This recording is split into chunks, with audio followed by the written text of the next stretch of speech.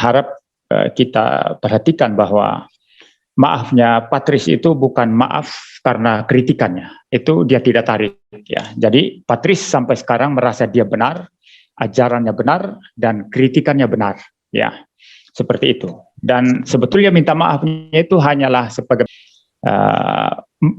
karena Patris itu mau segala sesuatu itu diselesaikan dengan musyawarah, mediasi, begitu, bukan pakai cara polisi. Nah, dalam konteks ini Patris minta maaf ya. Jadi ini perintah Alkitab sedapat-dapatnya jikalau sesuatu hal itu yang mungkin menimbulkan konflik dan itu bergantung pada kita, maka hiduplah dalam perdamaian dengan semua orang. Jadi jangan cari musuh, harus berdamai. Dan saya kira ini yang dilakukan oleh Patris ya. Sehingga dia mengutamakan mediasi. Dan Andi Simon sudah diundang di Polda itu Balikpapan dan sudah ada usaha mediasi, tetapi Andi Simon berkata, saya maafkan, tetapi proses hukum tetap berjalan. Maka saya melihat di sini spirit daripada Patris Smith itu adalah spirit yang memang mengikuti firman Tuhan ini. Sedapat-dapatnya, jikalau itu bergantung pada kita, mari kita damai. Jangan cari musuh. Nah, ini yang diterapkan oleh Patris. Ya, sebaliknya, Andi Simon bersikap ya yang saya kira justru bertentangan dengan ayat ini. Ya, seperti itu ya. Ini yang pertama yang saya mau sampaikan. Lalu yang kedua, saya akan memberi penjelasan sedikit lebih panjang. Prinsip kedua, tadi juga sudah disinggung Pak Andi Halim, ya, bahwa kekristenan itu jikalau ada perselisihan masalah ajaran atau praktek pelayanan, ya. Jadi bukan hanya masalah ajaran, tapi juga praktek-praktek pelayanan tertentu, itu selalu diselesaikan dengan diskusi, ya, dengan bicara bersama, bahkan berdebat, ya, seperti itu. Maka Alkitab sendiri pun itu memberikan begitu banyak kesaksian, ya, bagaimana gereja mula-mula kalau ada masalah itu ada perundingan, ada konsili, ada sidang untuk memutuskan sesuatu perkara. Nah, perselisihan ini diperdebatkan. Dikatakan di sana Paulus dan Barnabas membantah. Dan akhirnya juga dibawa kepada para rasul dan para penatua di Yerusalem dan disidangkan di sana, diputuskan di sana. Dan ini menjadi pola penyelesaian perselisihan di dalam kekristenan dimanapun. Ya, dalam sepanjang sejarah. Seperti itu. Nah, ini yang kita lihat. Nah, ini spirit dari Alkitab. Sehingga menurut saya, jikalau Andi Simon itu merasa bahwa ajarannya dikritik oleh Patris Smith, ya, masalah istilah nanti, kata-kata yang keras nanti Pak Budi Asali yang menjelaskan itu ya, ada istilah penipu atau apa, Pak Budi Asali nanti yang menjelaskan.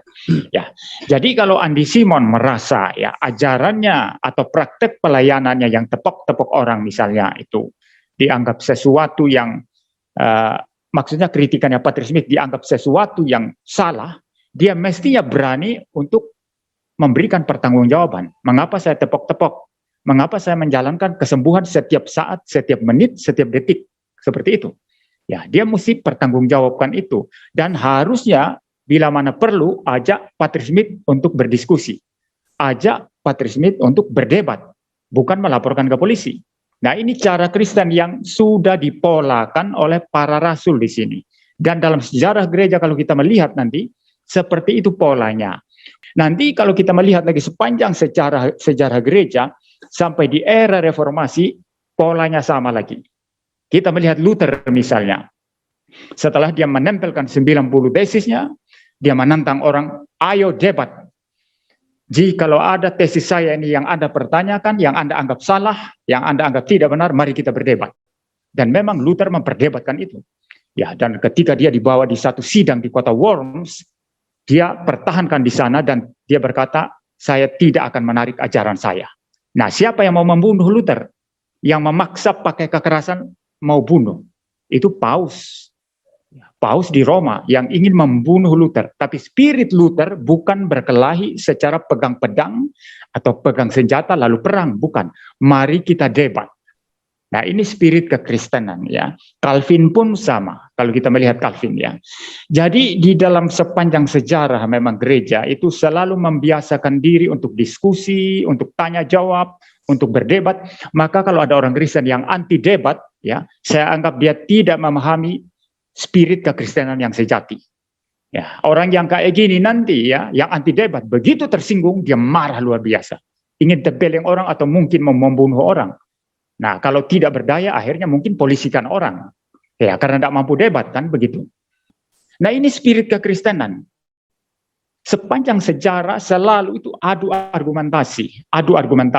Kalau bukan ketemu langsung debat, itu adu argumentasi melalui tulisan-tulisan ilmiah di jurnal. Nah, Andy Simon mestinya menurut saya, silakan dia menulis atau kalau dia tidak mampu menulis, panggil orang lain yang akademik dari alirannya sendiri, silakan tulis sesuatu bantah Patrick Smith secara ilmiah, secara akademik, bila perlu dimuat di jurnal. Nah, ini spirit kekristenan, ya, seperti itu. Dan ini yang kita kerjakan sekarang. Dan bagi saya itu yang dilakukan Patrick Smith. Sebetulnya anak muda ini kalau diajak debat, ya dia pasti mau, harus mempertahankan tesisnya, mempertahankan apa yang dia yakini ya di hadapan Andy Simon. Tapi Andy Simon tidak mau. Dan lebih memilih menyerahkan urusan doktrin seperti ini, kritikan praktek pelayanan dan ajaran Andy Simon ini kepada polisi. Tapi ini cara yang tidak alkitabiah. Tapi kalau kita belajar ya pola bagaimana doktrin-doktrin Tritunggal, Duinatur Kristus ya dan lain sebagainya itu termasuk debat tentang filioque ya, apakah Roh Kudus itu keluar dari Bapa dan Anak atau Roh Kudus itu keluar dari Bapa saja antara timur dan barat ya. Semua itu debat itu. Termasuk Reform Katolik itu debat. Seperti itu. Jadi tidak ada yang lapor polisi atau gunakan tangan pemerintah untuk menekan seseorang gara-gara dia kritik saya. Ini bukan cara Kristen.